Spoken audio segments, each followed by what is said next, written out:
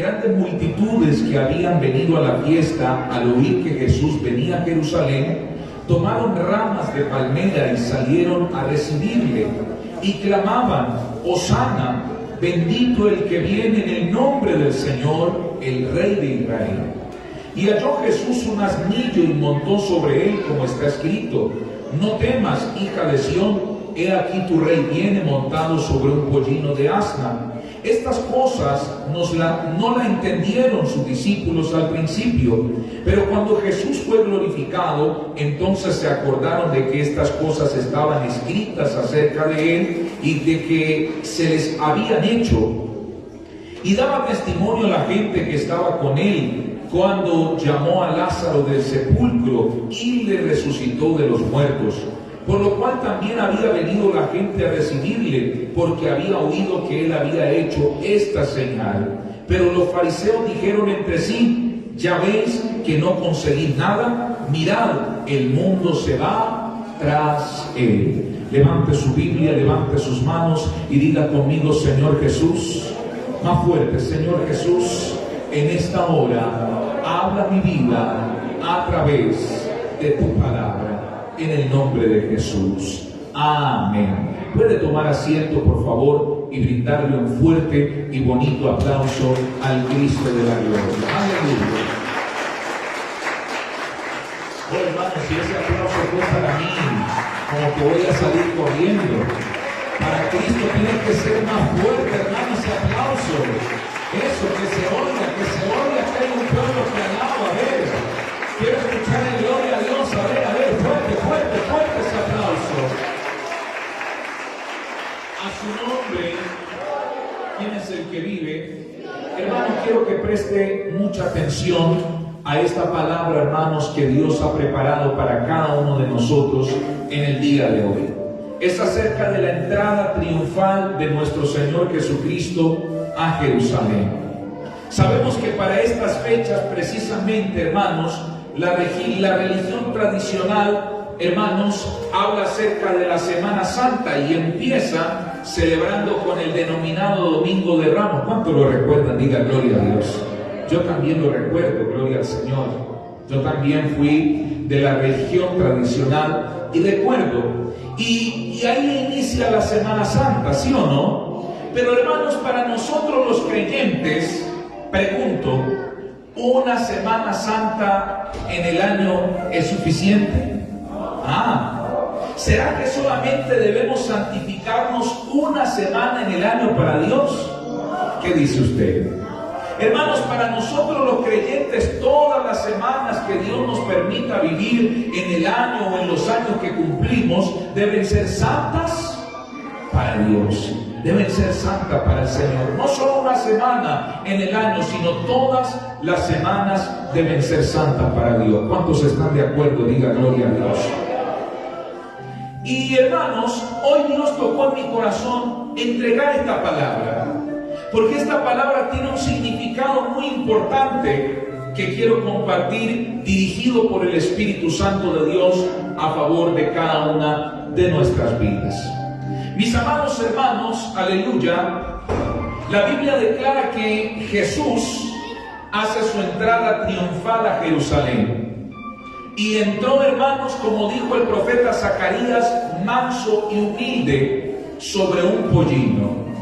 Hermanos, esto tiene una representación y un símbolo, un significado muy importante, ya que esto fue una profecía de cómo iba a entrar, hermanos, el Mesías a Jerusalén.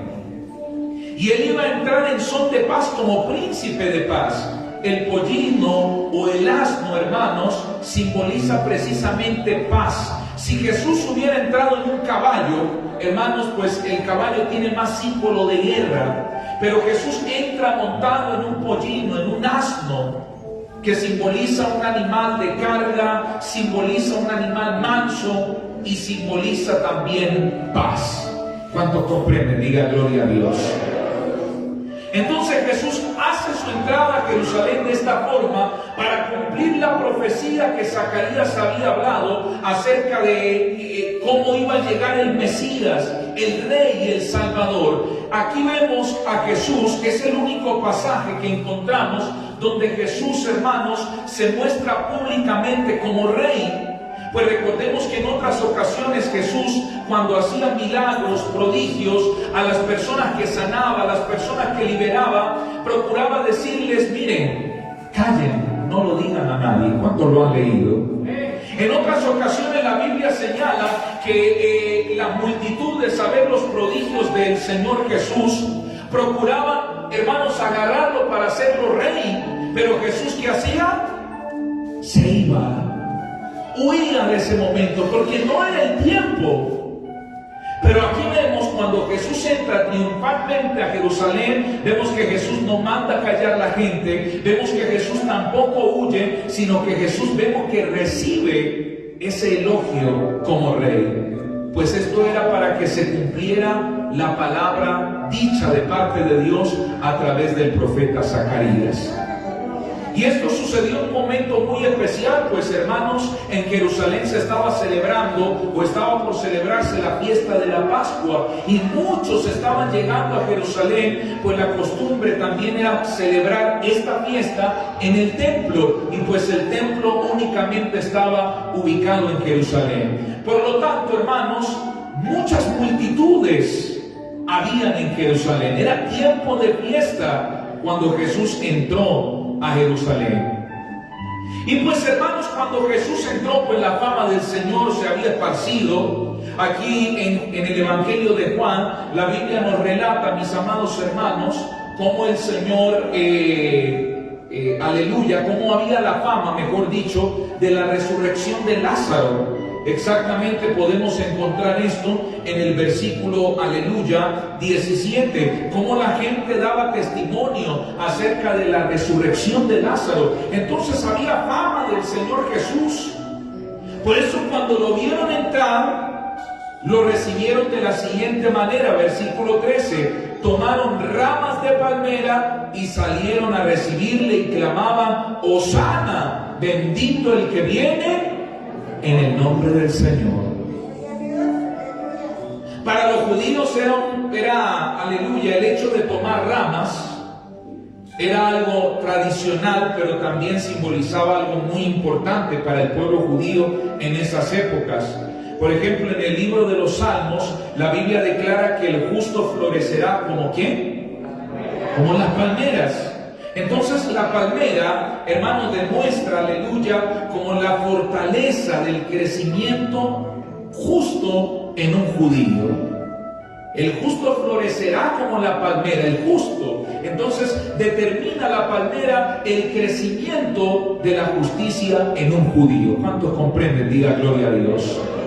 También Dios en la ley había señalado como manifestación de gozo en las fiestas solemnes de Israel, hermanos, levantar palmeras.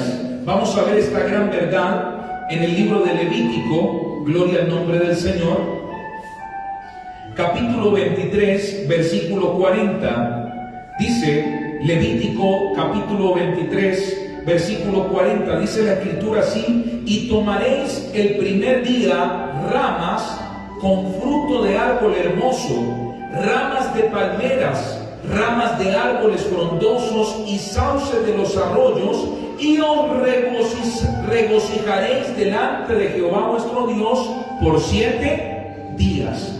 Entonces, hermanos, aquí habían ordenanzas de Dios. Este capítulo 23 del libro de Levítico nos habla precisamente de las fiestas solemnes que se celebraban en Israel. Eran fiestas ordenadas por Dios. Dios ordenaba que se debían celebrar dichas fiestas. Y una de las cosas que el Señor pide para el pueblo es que la gente agarre ramas de árboles, ramas de palmeras, y allí unidos, mis amados hermanos, gloria al Señor, se regocijaran delante de Jehová. Entonces, el tomar ramas de palmeras para los judíos no era para prevenir los terremotos o para que cuando hiciera tempestades no se inundara la casa. No era para juego, era para manifestar un momento de gozo, de regocijo. Entonces, cuando Jesús entra triunfalmente a Jerusalén, el hecho de que los judíos tomaran ramas palmeras era que estaban demostrando gozo, regocijo, por cuanto Jesús estaba entrando a su ciudad. Entonces, aquí vemos que los judíos estaban recibiendo a Jesús como rey. Ellos decían Hosana. La palabra Hosana significa ayuda o salvación. Repito, la palabra Hosana, hermanos, se traduce como salvación, como socorro. Por ejemplo, esta traducción literalmente la vemos en el libro de los Salmos, capítulo 118, versículo 25, donde allí el salmista, inspirado por el Espíritu Santo, utiliza el término Hosana traducido y dice salvación, pidiendo la salvación de Jehová. Entonces, reitero, esta palabra Hosana significa pedir socorro y salvación. Entonces, ¿cómo los judíos estaban recibiendo a Jesús?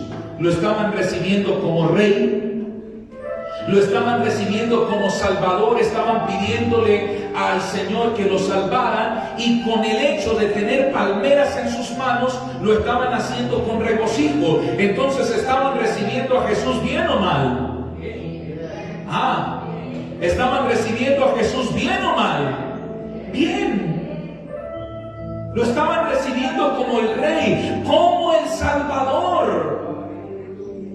Entonces aquí se estaba cumpliendo la profecía que había señalado el profeta Zacarías. Ahora es interesante ver que los judíos, la gente allí presente decía Hosana, estaban pidiendo socorro, salvación. Y la pregunta es, pastor, ¿de qué ellos estaban pidiendo socorro? ¿Por qué estaban pidiendo salvación? ¿De qué querían ser salvos? Vamos a introducirnos un poco en la historia del pueblo de Israel y en la historia del mundo también. Porque la historia de Israel, hermanos, toca bastante la historia del mundo, de las demás naciones. El pueblo de Israel, pero en especial el pueblo judío, se identificó por ser un pueblo muy independiente. Todo esto sucedió en tiempos del rey David, el rey Salomón, que hizo que el pueblo de Israel en esas épocas fuera una potencia, a tal punto que los demás reyes querían conocer cómo era Israel, porque la fama de Israel en todo el oriente, hermanos, era tremenda. Era tremenda. Entonces muchos reyes querían visitar Israel, conocer cómo era Israel, porque hubo un momento dorado en el pueblo de Israel. Era independiente, no tenía que pagar tributos a nadie.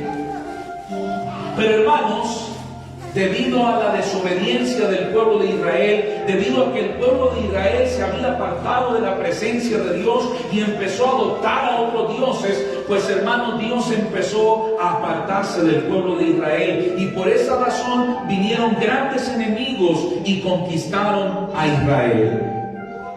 En el año más o menos 605 antes de Cristo llegó el imperio babilónico a conquistar Jerusalén. Babilonia dominó por las buenas a Jerusalén e hizo que en el transcurso más o menos de unos 20 años Jerusalén estuviera doblegada a Babilonia, pagando impuestos, tributos y todo lo demás. Pero pasados estos 20 años, los judíos se rebelaron y dijeron, no nos vamos más a someter a Babilonia. Así que Babilonia tuvo que venir con fuerza, y todo esto permitido por Dios. El rey Nabucodonosor envía su ejército para destruir Jerusalén. Los muros de Jerusalén son derribados. El templo de Jehová, centro de adoración al Señor, es reducido a cenizas. Los tesoros del templo de Jehová son llevados, hermanos, a Babilonia.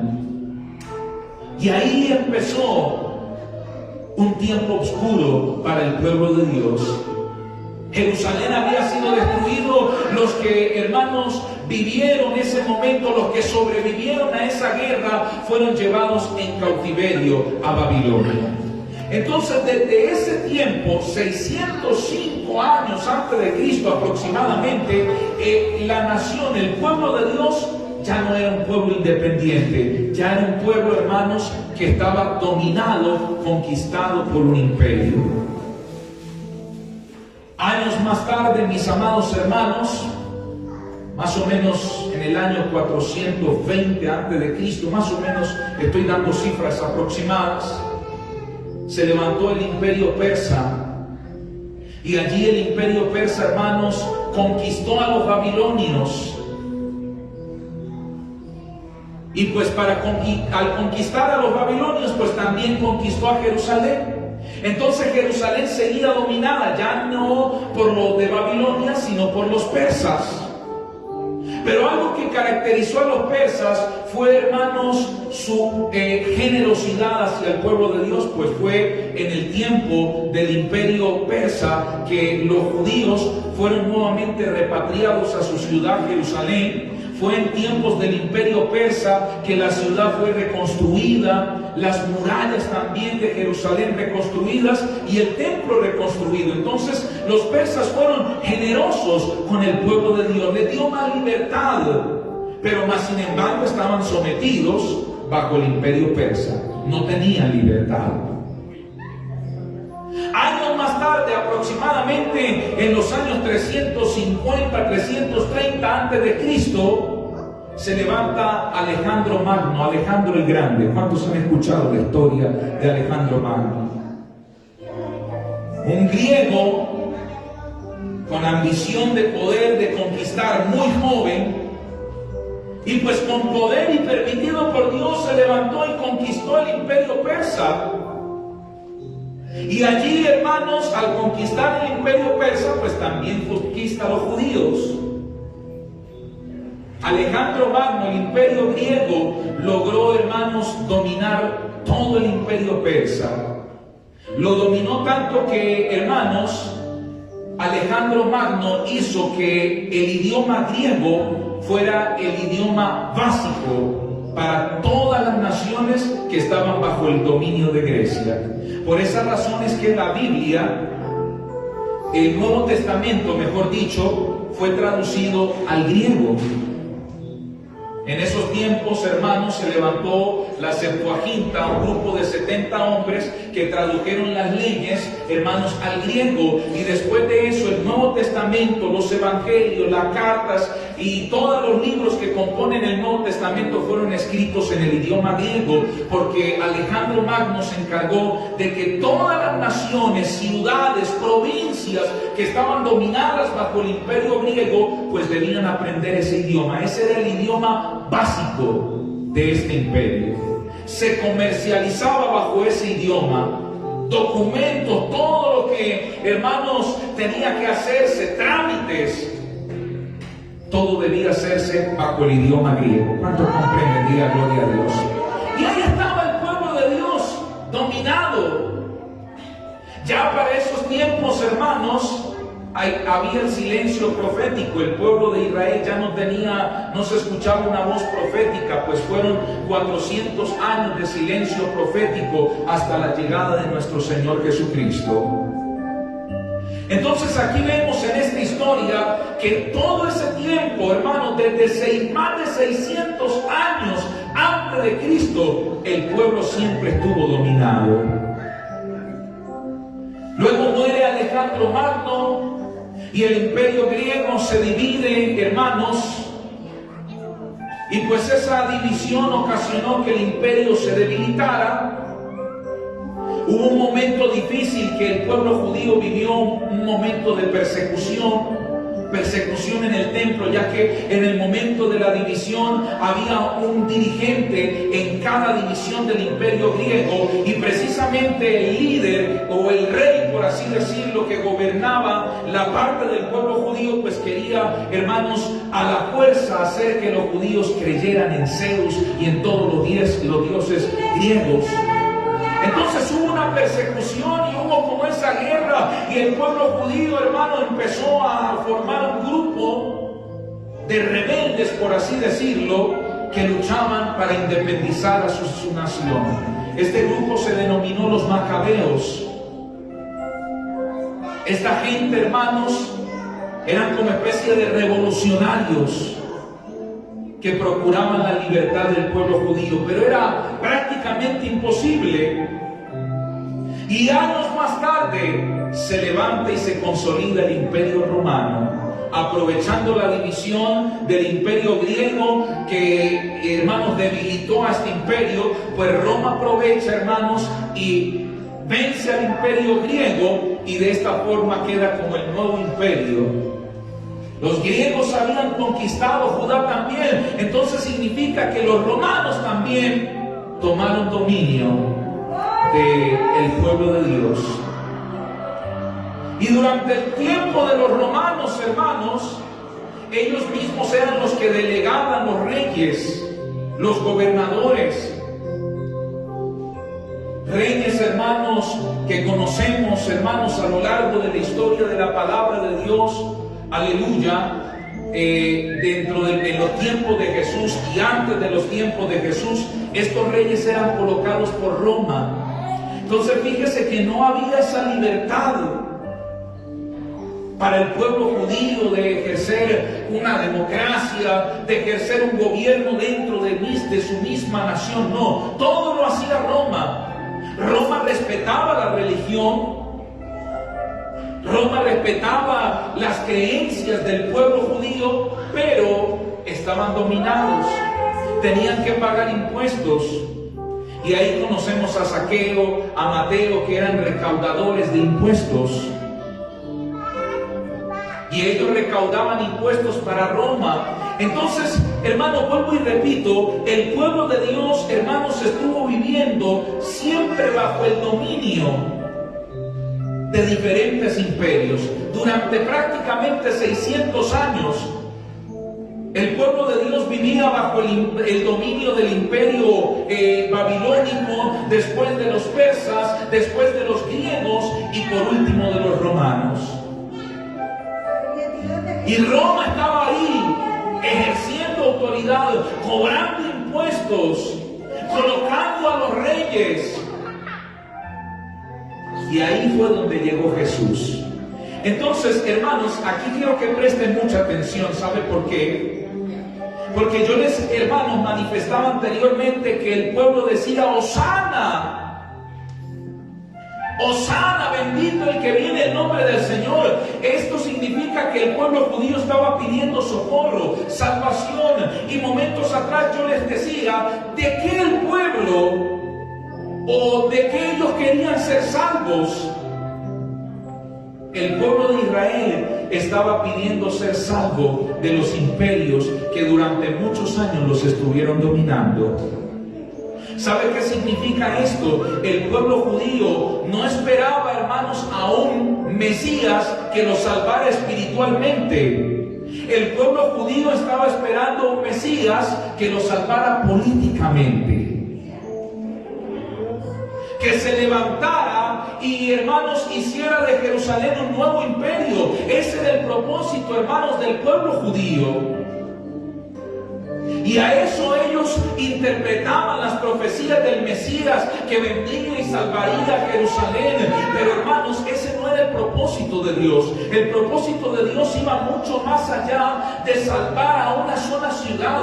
El propósito de Dios era salvar a toda la humanidad, no del imperio romano, sino del imperio de Satanás, del pecado, de la iniquidad. A su nombre. Entonces, por eso los judíos que la amaban, toda esta multitud decía: salve, Hosana. Ahí en el versículo 13, bendito el que viene, Hosana, bendito el que viene en el nombre del Señor. Y públicamente decían: el Rey de Israel. Los fariseos decían: oye, mire, pero ya no hay nada que hacer. La gente corre detrás de él, porque todo el mundo lo aclamaba como rey. Pero, hermanos, esas eran las intenciones del pueblo judío. ¿Y por qué te digo esto? Porque esto sucedió, esto de la entrada triunfal de Jerusalén, de nuestro Señor Jesucristo sucedió 8 días antes de su crucifixión. Entonces imagínense, ¿qué significa esto? Que esta misma gente que lo recibió con ramas y que decían Hosana, bendito el que viene en el nombre del Señor, al siguiente domingo, a los siguientes días, en la misma semana, espérenme, escúcheme bien, no al siguiente domingo, en la misma semana, en los siguientes días estarían gritando, crucifíquenlo, crucifíquenlo. Imagínese usted, hermano, la gente que gritaba y decía, bienvenido el Rey de Israel, Hosana, bendito el que viene en el nombre del Señor. A los pocos días estaban gritando, crucifíquenlo, crucifíquenlo. Y la pregunta es, ¿por qué esta gente cambió de opinión? ¿Por qué esta gente cambió así de la noche a la mañana en tan pocos días? Si también que recibieron a Jesús y ellos sabían que Jesús había resucitado a Lázaro y muchos milagros más había hecho. ¿Por qué sucedió esta situación? Hermano, por eso era que te contaba la historia del pueblo de judío, del pueblo de Dios. Porque, hermanos, ellos pensaban que su Mesías, este Mesías, los iba a salvar del imperio romano.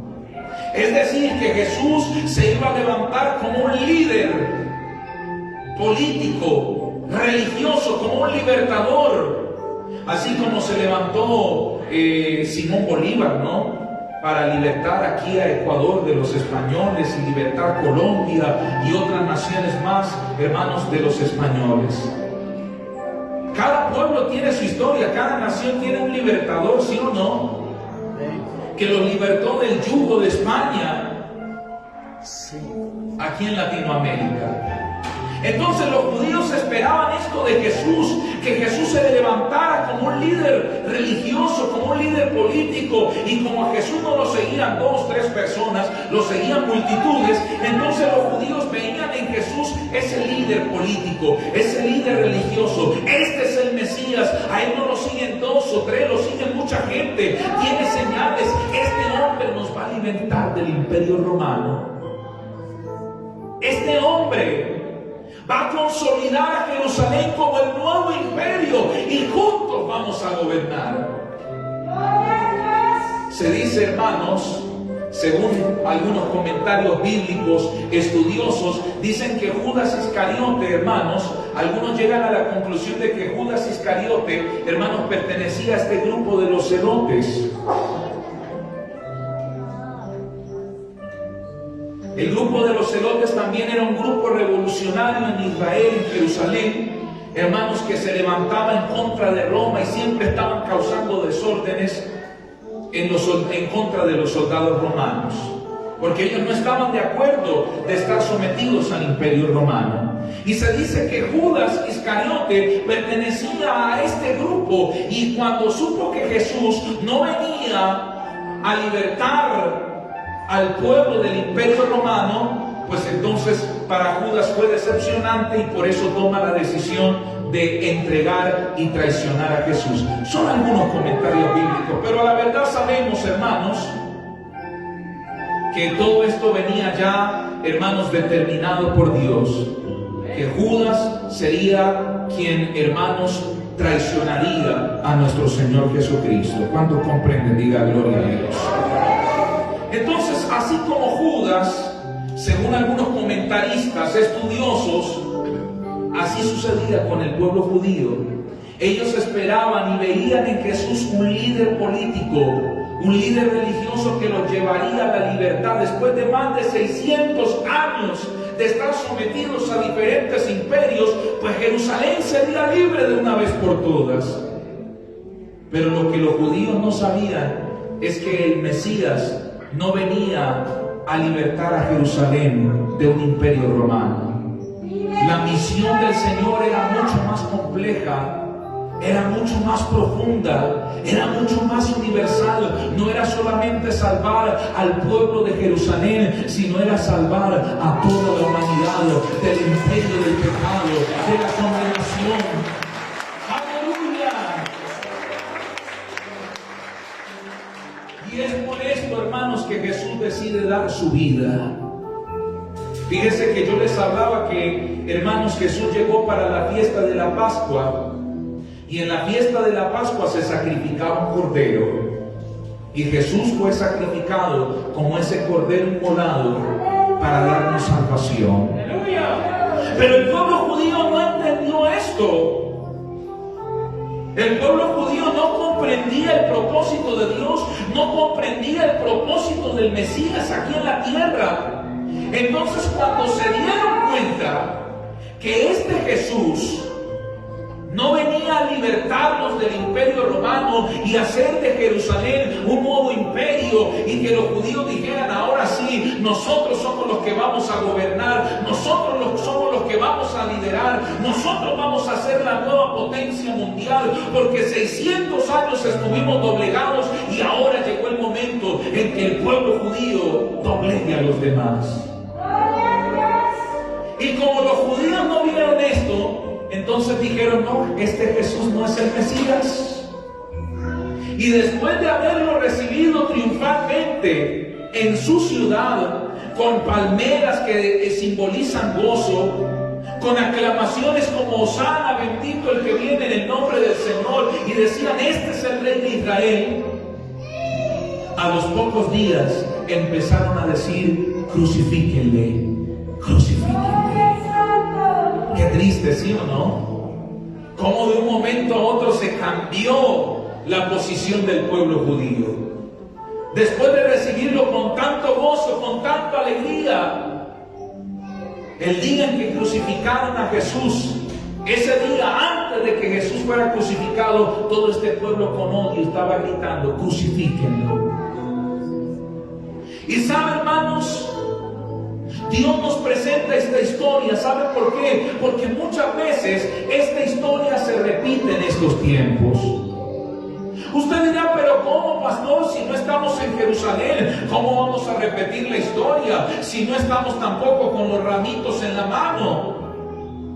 Pero ¿sabe por qué se repite esta historia, hermanos? Porque así como los judíos recibieron a Jesús por un interés propio, porque el interés propio de ellos era ser libres del imperio romano, así sucede en estos tiempos. Pastor, pero yo soy libre, yo soy una persona libre, yo no soy esclavo de nadie. Quizás de forma física, tú no estás amarrado a unas cadenas, tú no estás esposado, tú no estás enjaulado, y por eso decimos que somos libres. Pero simbólicamente, espiritualmente, hay muchas personas que están atadas. Hay personas que están esclavizadas en la enfermedad.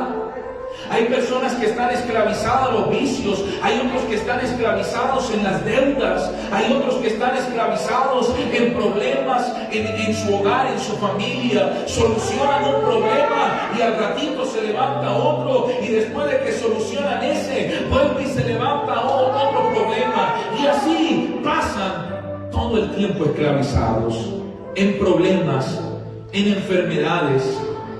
Entonces pueda que la persona no esté atada con cadenas, no esté enjaulada, pero espiritualmente, simbólicamente hay muchos, y quizás aquí en nuestro medio hay personas que están en esa situación, que están encadenados, están esclavizados a los problemas, a las enfermedades, a las deudas, al desempleo, a las maldiciones, etcétera, etcétera. Entonces, una persona que está esclavizada, ¿qué desea? ¿Qué desea? La libertad, ¿cierto? Ser libre. Y esto era lo que los judíos deseaban. 600 años de estar dominados, querían ser libres. Cuando vieron a Jesús, lo recibieron en su ciudad como el Salvador. Pero cuando ellos vieron que no era como pensaban, entonces lo crucificaron. Y esto sucede, hay mucha gente que se acerca a Jesús y abre las puertas de su corazón para recibirlo, para que los libere de los problemas, para que los libere de las enfermedades. Hay gente que se acerca a Jesús y yo, hermanos, me incluyo, porque en los tiempos que yo me acerqué a Jesús, hermanos, tenía muchos problemas.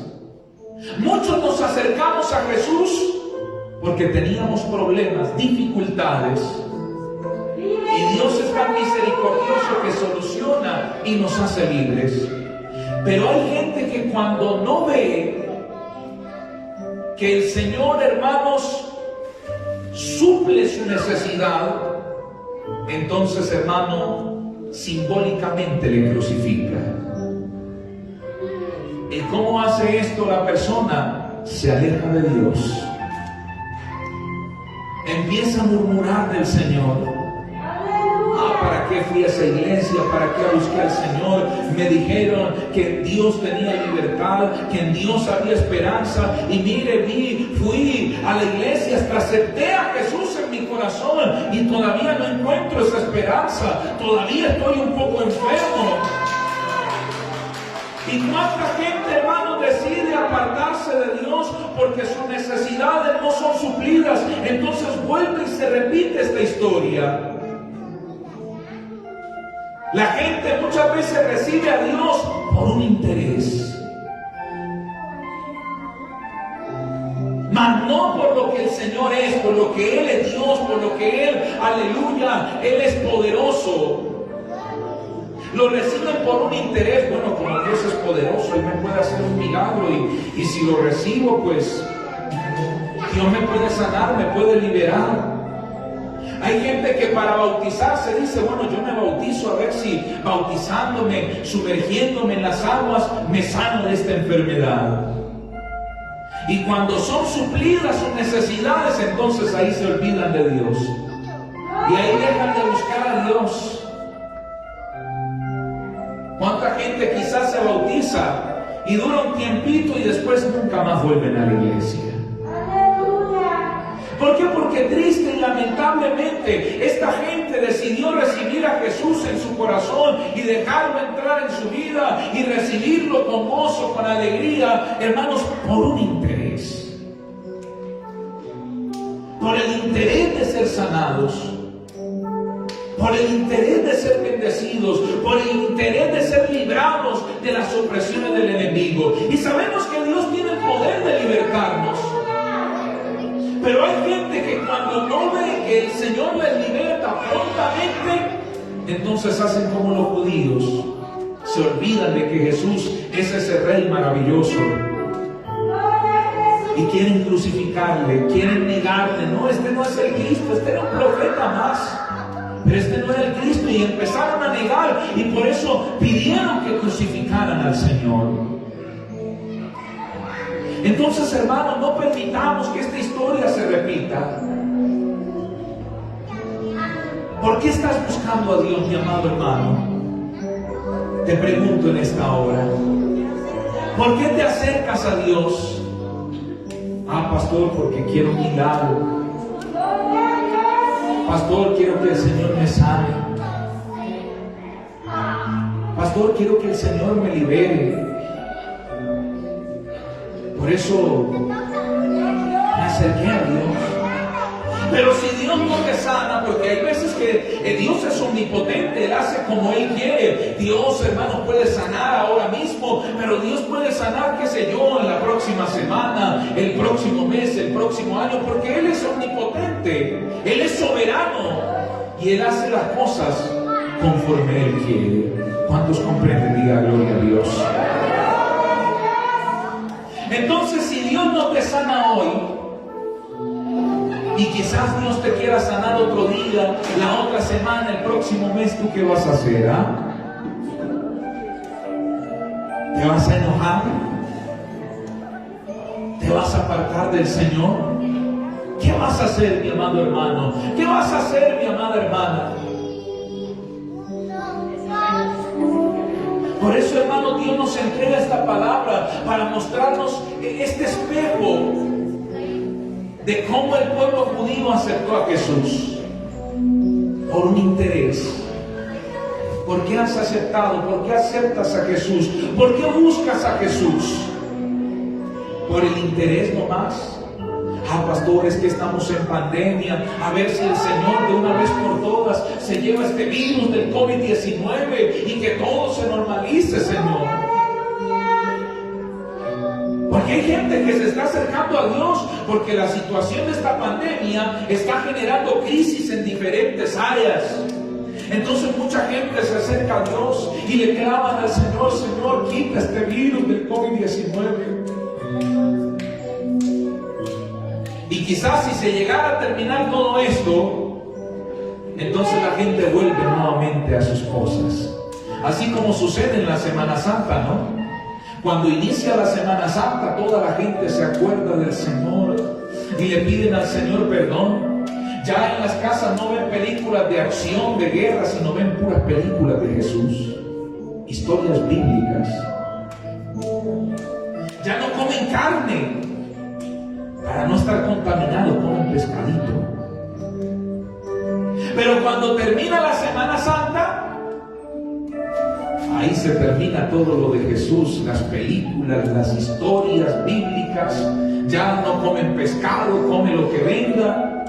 Y vuelven las fiestas, vuelven los bailes, vuelven las discotecas, etcétera, etcétera. Entonces se repite la historia.